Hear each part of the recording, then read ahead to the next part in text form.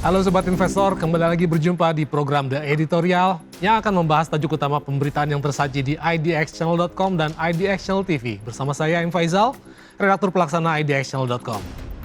Seiring dengan mendekatnya penghujung tahun 2025, dinamika pengelolaan keuangan negara Indonesia kembali menjadi sorotan internasional. Bank Dunia melalui laporan terbarunya yang bertajuk Indonesia Economic Prospects edisi Desember 2025 memberikan sinyal peringatan terkait kesehatan fiskal Republik Indonesia. Lembaga donor global itu memproyeksikan bahwa defisit anggaran pendapatan dan belanja negara atau APBN akan mengalami pelebaran secara bertahap hingga menyentuh angka 2,9% terhadap produk domestik bruto atau PDB pada tahun 2027. Meskipun angka tersebut masih berada di bawah ambang batas legal 3% yang ditetapkan oleh Undang-Undang Keuangan Negara, tren kenaikan itu menyimpan berbagai risiko struktural yang perlu diwaspadai oleh pemangku kebijakan di Republik ini. Perkiraan pelebaran defisit itu bukanlah angka yang ditulis tanpa dalil yang kuat. Bank Dunia mendasarkan analisisnya pada kondisi rasio penerimaan negara yang terus mengalami penyusutan di tengah beban utang yang tetap tinggi. Melemahnya pendapatan negara ini disebabkan oleh beberapa faktor struktural dan geopolitik ekonomi. Termasuk diantaranya adalah penurunan harga komoditas global yang selama ini menjadi motor utama penerima negara bukan pajak. Selain itu, kebijakan percepatan restitusi pajak dan perubahan signifikan dalam tata kelola keuangan negara turut memberikan andil.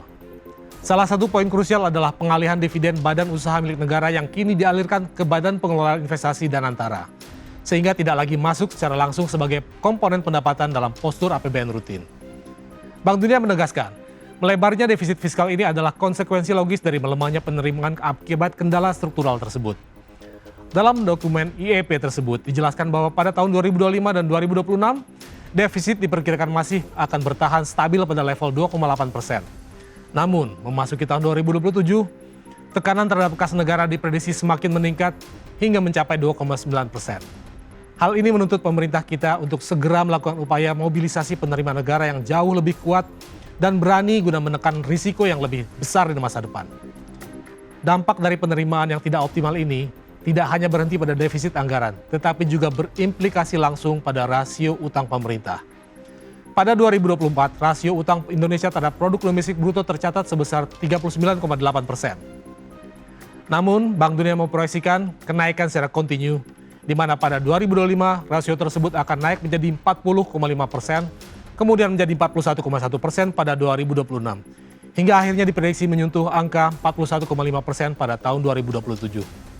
Peningkatan tersebut mencerminkan kebutuhan pembiayaan yang semakin besar untuk menutup celah antara pendapatan dan pengeluaran negara. Di tengah peringatan lembaga internasional tersebut, Menteri Keuangan Purbaya Yudi Sadewa memberikan respons yang sangat tenang dan percaya diri. Kepada wartawan, Purbaya menyatakan bahwa proyeksi yang dikeluarkan Bank Dunia adalah hal yang biasa dan seringkali tidak selaras dengan realisasi yang terjadi pada akhir tahun anggaran. Ia menegaskan pemerintah masih memiliki kedaulatan penuh dalam menentukan arah kebijakan fiskal dan besaran defisit. Menurutnya, keberhasilan dalam menjaga keseimbangan antara penerimaan dan belanja negara sangat bergantung pada kepiawaian pemerintah dalam mengelola sumber daya yang ada. Purbaya juga menegaskan bahwa pemerintah tidak tinggal diam dalam menghadapi risiko penurunan pendapatan. Saat ini, Kementerian Keuangan telah melakukan terobosan dengan mengoptimalkan teknologi kecerdasan buatan atau artificial intelligence atau AI sebagai alat pengawasan utama. Teknologi canggih ini difokuskan untuk memantau aktivitas di berbagai pelabuhan guna meminimalisasi kebocoran penerimaan pada Direktorat Jenderal Bea dan Cukai. Dengan implementasi kecerdasan buatan ini, pemerintah yakin dapat menekan praktik-praktik ilegal dan penyelundupan yang selama ini menguras potensi kas negara. Estimasi awal menunjukkan bahwa perbaikan sistem melalui teknologi ini dapat memberikan tambahan penerimaan minimal sebesar 1 triliun rupiah. Dan angka tersebut diprediksi terus meningkat seiring dengan penyempurnaan integrasi data di seluruh wilayah Indonesia. Selain peningkatan pendapatan melalui teknologi, pemerintah juga berjanji untuk tetap disiplin dalam mengendalikan belanja negara. Purbaya menjamin bahwa setiap pengeluaran akan diawasi secara ketat agar tetap berada pada level yang aman dan berkesinambungan. Ia percaya bahwa dengan manajemen yang tepat, pelebaran defisit seperti yang dikhawatirkan Bank Dunia tidak akan sampai pada tahap yang membahayakan stabilitas ekonomi nasional. Menurutnya, fleksibilitas dalam APBN memungkinkan pemerintah untuk menyesuaikan diri dengan kebutuhan pembangunan tanpa harus mengorbankan disiplin fiskal yang telah terjaga selama bertahun-tahun. Di sisi lain, meski terdapat risiko pada postur fiskal, Bank Dunia tetap memberikan pandangan yang cukup optimistis terkait laju pertumbuhan ekonomi Indonesia. Pertumbuhan ekonomi sepanjang tahun 2025 dan 2026 diproyeksikan tetap stabil pada angka 5%. Bahkan pada 2027, pertumbuhan ekonomi diprediksi mengalami akselerasi hingga menyentuh 5,2%. Pertumbuhan ini diharapkan dapat menjadi kompensasi bagi pelebaran defisit. Karena dengan ekonomi yang tumbuh lebih cepat, kapasitas negara untuk menghasilkan pendapatan di masa depan juga akan semakin besar. Tantangan terbesar bagi pemerintah adalah ke depan bagaimana melakukan mobilisasi penerimaan negara secara proaktif di tengah ketidakpastian global. Penurunan harga komoditas menjadi variabel eksternal yang sulit dikendalikan. Karena itu, reformasi pajak dan penguatan basis penerimaan domestik menjadi sangat mendesak. Dukungan teknologi kecerdasan buatan yang digagas Menteri Purbaya menjadi salah satu jawaban atas kebutuhan tersebut.